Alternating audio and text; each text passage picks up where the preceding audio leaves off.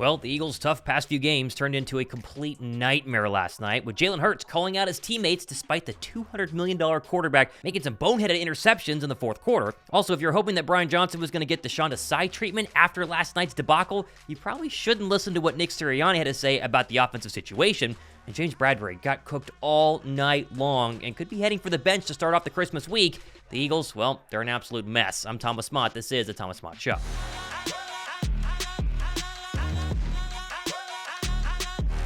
Listen, there are bad losses, and then there are devastating losses. Last night was a devastating loss. I've defended the Birds all season long. I've tried to stay very, very optimistic, but what do you say about last night? It's indefensible. When you're leading with the football, with 6 minutes left in the game, and still find a way to lose, just what are you going to say? Jalen Hurts, he's not seeing the field at all. Continues to be a nightmare making decisions. Quez Watkins putting in zero effort. Brian Johnson laying an egg. Philadelphia's in a ton of trouble right now. And at this point of the season, with 3 games left, I'm really not sure it can be fixed at all. What's even crazier is the response from Jalen Hurts and Brandon Graham and Nick Sirianni after the game, which we'll get to. But let's just go all the way back to the beginning, because 2 major events happened pregame before the kickoff even started, and yet we're hardly even talking about those here on a Tuesday morning. First of which was the demotion of Desai, setting him up to the booth, and then bringing out Patricia to call the defense and basically play interim defensive coordinator Nick Sirianni after the game was asked about it and explain what went into that decision earlier this week.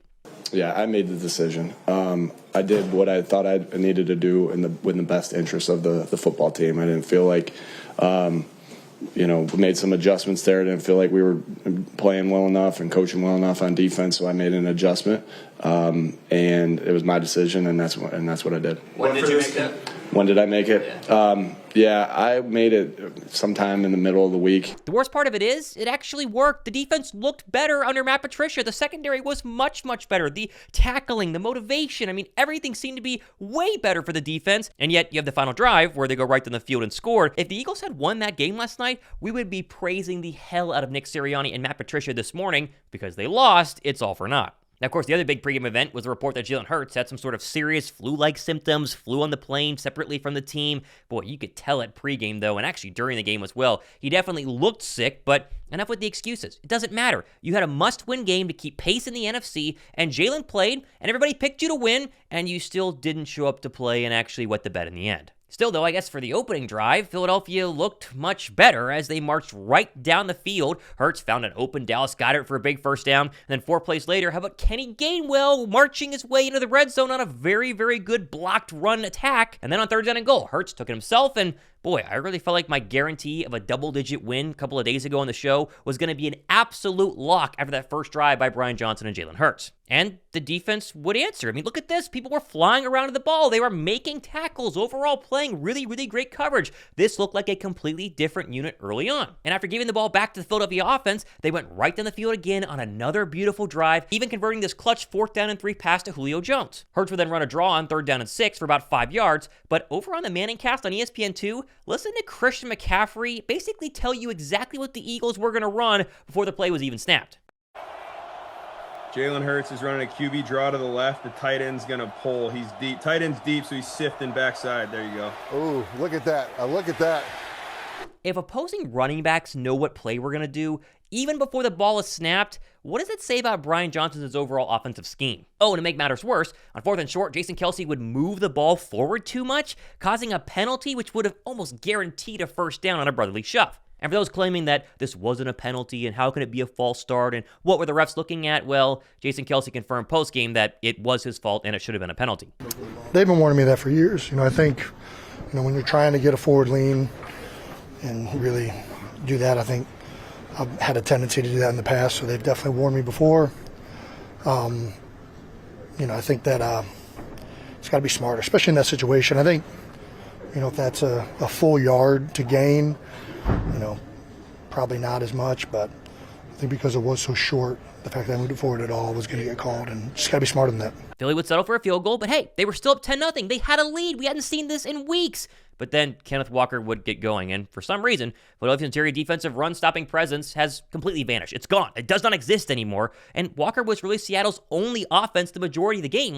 Where is Jordan Davis? Where is Milton Williams? Where is Jalen Carter? They can't stop the run at all. But still, a perfectly designed blitz, and then tackled by Reed Blankenship, ended Seattle's drive, and the Birds will only give up 3 points. But then, as usual, the Eagles offense would hit a lull, and you start to see the bad Brian Johnson scheming and play calling. I mean, how do you have A.J. Brown and Kenny Gainwell running the exact same route concept on a 3rd down and 10? The whole issue with this offense is its vanilla-ness and the fact that he's completely inconsistent at play calling. Like, he has some really good drives, he uses motion, he runs the ball, and then one drive later he goes, no motion, no running the ball, and it's the exact same garbage that doesn't work. Screen passes, quarterback draws. There's no consistency and there's no flavor to this offense for half the game. Now, of course, Nick Sirianni was asked post-game, well, if you didn't like what you saw from the defensive coordinator, you made a change. Do you not like what you saw from the offensive coordinator? Will you make a change? And he made a resounding no, and also decided to go ahead and put the blame on himself.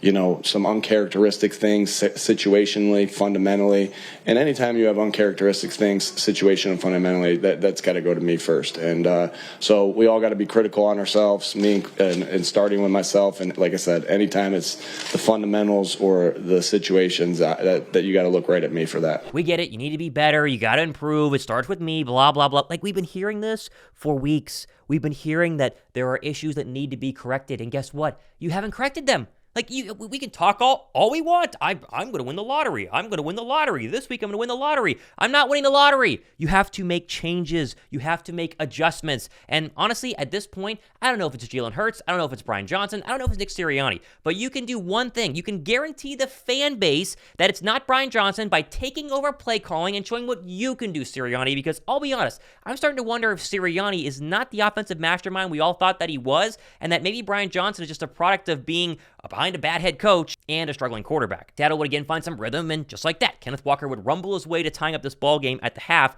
after Philadelphia was just up 10-0 minutes ago. But after half, hey, they made some adjustments. Good play calling would reappear again, and Hurts and company would march right down the field and cap off a 7-minute drive with a brotherly shove touchdown. And the Eagle defense, likewise, they would answer a very quick 3-and-out following this Fletcher Cox and Brandon Graham sack. But then here's where it gets really bad. Ugly Jalen Hurts would appear. Look at this 3rd and 8 decision. He goes for the back shoulder throw to AJ, who's running a go route, not a back shoulder route, but look who's wide open across the middle. If he dumps this ball off to a wide open Devontae Smith, that's at least a 30-yard catch and run. That could be a 40 or 50-yard catch and run, and instead he goes for the home run ball, which obviously doesn't work. I was trying not to admit the fact that we all honestly have been thinking all year long. Hurts has regressed. Now, has he regressed terribly? Is he a bottom 10 quarterback in the league? No. But the Jalen Hurts we saw in 2022 versus the Jalen Hurts we see here in 2023, post $175 million guarantee, whatever the number is worse. He has regressed. These are wide open people. And we can blame Brian Johnson because the scheming and play calling has been bad. But when you scheme open a wide open runner, a wide open receiver on 3rd down and 8, and you don't throw it to him, Brian Johnson can't make those throws for you. It's got to be Jalen Hurts. And Seattle would go right back to Kenneth Walker, but then, yikes, this pass interference call on 4th down and 1 was questionable to say the least. But then you give credit to Jalen Carter for finally showing up with a huge sack on 3rd down and 2, and the defense would stiffen yet again and force a Seattle field goal. Now, things on offense would go from bad to worse, as Hurts would begin to march down the field, 8 minutes left, just dinking and dunking, getting his first downs. But then can you please explain to me a couple of things here? Why are you throwing a home run ball to Quez freaking Watkins on 1st down and 10 from the 50 in a 4-point ball game? Like, okay, forget about the obvious pass interference here. Why are we doing this? Why is Quez Watkins your deep shot option? What has Quez Watkins done all year long to warrant a deep shot versus, I don't know, A.J. Brown or Devontae Smith? Hurts, post-game, explained what he was thinking about this turnover and the one you're going to see in a second after the game. I was trying to be aggressive in that moment. We had multiple opportunities in the game to open it up, and we didn't do that. I didn't do that. I didn't do my job getting enough, being a lot of that. I just got to be better. What's even crazier than that terrible decision by Hurts on his first interception was the fact that the Eagle defense would force a 3-and-out and immediately give the ball back to the offense, up 4 with 6:45 to go. That should have been it. It should have been done. That should have been the ball game for Philadelphia. But of course, Jalen does absolutely nothing with the ball, and the Eagles punt the ball away and give, wait for it, backup quarterback Drew Lock 1 minute and 47 seconds to go, 92 yards to beat Philadelphia. Oh, and by the way, up to this point, DK Metcalf had 1 catch. 1 catch. Keely Ringo, Eli Ricks, they'd all been doing a fantastic job. Up to this point, the best receiver you have maybe face besides like CeeDee Lamb, maybe Stephon Diggs. I mean, top receiver you've played was getting completely blanketed. But then watch, look, first pass, wide open, DK Metcalf. Who's covering him? Well, it's James Bradberry. Then Bradberry somehow dropped this next pass, which would have sealed the game and for this interception. Metcalf somehow caught it for another first down. Then look who was targeted again. It's Bradberry on a perfectly thrown deep ball in between two defenders to DK Metcalf. And then who else? Third down and 10. Bradberry again targeted. He's beat. He's burned. He's burnt toast. He's torched, whatever you want to call it. He gives up the game-winning touchdown. Do you notice a pattern here? Drew Lock wasn't targeting Kelee Ringo. He wasn't targeting Eli Ricks. They went after James Bradberry, who's supposed to be, a $17 million dead cap hit next year? He makes the most money of any player in that secondary, yet they didn't go after the rookie. They didn't go after the UDFA. They went after James Bradberry, and he gave up every single catch on that final drive. I'm not sure why you would call a single high look that left Bradberry one-on-one on this final play, but still, I mean, the guy has been burnt toast, and honestly, he deserves to be benched. Okay, the point here is that we're at the point where Bradberry shouldn't be playing over guys like Kelee Ringo, maybe even Eli Ricks, for sure not Darius Slay whenever he comes back. Look at these numbers last night. Two of these players are late-round draft picks or mid-round draft picks and a UDFA, and the other is supposedly a top cornerback, a former All-Pro and Pro Bowler. Like, there has to be decisions made on this defense when even starters, even veterans, aren't playing up to their overall abilities. You've got to bench Bradberry. When Slay comes back, you bench Bradberry, you play Ringo and Slay. Those are your two starting cornerbacks. Maybe you got to play in the next couple of weeks because Slay's going to be out for the remainder of the regular season. But when Slay comes back, Bradberry's got to be done. He has got to be done as a Philadelphia Eagle. Now, of course, Philly would technically get 20-plus seconds left, 2 timeouts, and Jake Elliott is on the sideline warming up, and Hurts would open the final possession with this huge run to inch closer to field goal range. But then again, for some reason, he goes for the deep ball to A.J. Brown in triple coverage instead of, wait for it, dumping it off to Kenny Gainwell, who was wide open in the middle of the field with 2 timeouts left. You're telling me that Gainwell couldn't have got enough yards here to kick a field goal, tie the game, and go to overtime? There's nobody there! Sure, there's some debate about the Seahawks defender actually getting 2 feet in bounds following the interception. It's irrelevant. I don't care. Like, Hurts made a horrific decision, the second of which in the final 8 minutes, and it truly cost Philadelphia the win, and honestly, for sure cost them the 1 seed. It might have cost them the NFC East as well. Now, afterwards, Hurts did take responsibility in what's becoming a viral clip where he takes some responsibility, but also completely shreds his teammates. Like, what do you make of this? I've been talking about execution all year. Been on the same page. Everyone been on the same page, and we didn't execute. I don't think we're committed enough. Just got to turn it around. It's a challenge that we have to embrace. Just continue to see it through. What do you mean by that, about being committed enough? Commitment. I don't know that I had a dictionary on me now. Excuse me. I don't know how else to say that. I guess, how are you seeing that present itself? It's just, it's a matter of being on the same page. It takes everyone being all in all aspects, and, it starts with me. There's multiple opportunities out there.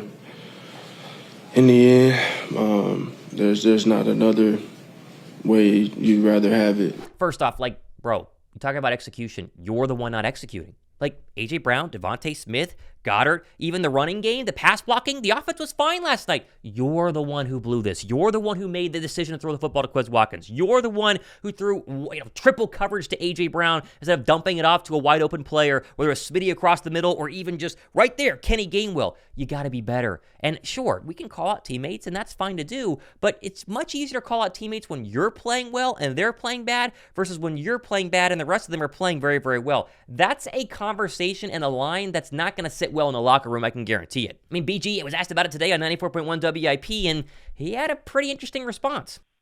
Well, you know what? I trust him. So whatever he meant, if he misspoke or whatever it was, what I'm saying, we gonna make sure we talk to him and see, what he see or what what I'm saying, just problem solve like we always do. And I know I don't want to speak for him, what I'm saying, but all I know is I just felt that he just want to get it right, whatever it is, because we we have had a strong start. Something happened after the bye, and then bam, these last couple games, well, 3 games, it just haven't went our way, and especially last night when we, had the lead for most of the game. And, I thought defensively we played well to that last drive, and it just sucked, coming out of that without a win. And, of course, Jalen, put a lot on him, but we together, and we all in this thing together. And so whatever it was, I'm sure that we going to, talk about it and speak on it. And but for right now, I'm just unpacking everything because that was the first time I heard it. This is the whole problem. Everybody keeps saying that things must change, that, it's my fault. I need to take responsibility. We have to be better. But how many times are we going to say this? We've heard this for 3 straight weeks. And really, we heard it a lot during when they were winning those close games to the Bills and the Chiefs and the Cowboys the first time. And it was like, okay, need to make changes. Changes have not been made. And again, can they win out the final 3 games of the season? Sure. I mean, come on, you're playing the Giants, you're playing the Cardinals, and then the Giants again. And if you win out, then you're going to be the NFC East champ. You're going to host a playoff game. You're probably going to be the 2 seed because of the way that the Lions' schedule is going. But as of right now, do you have any confidence in this Eagle team?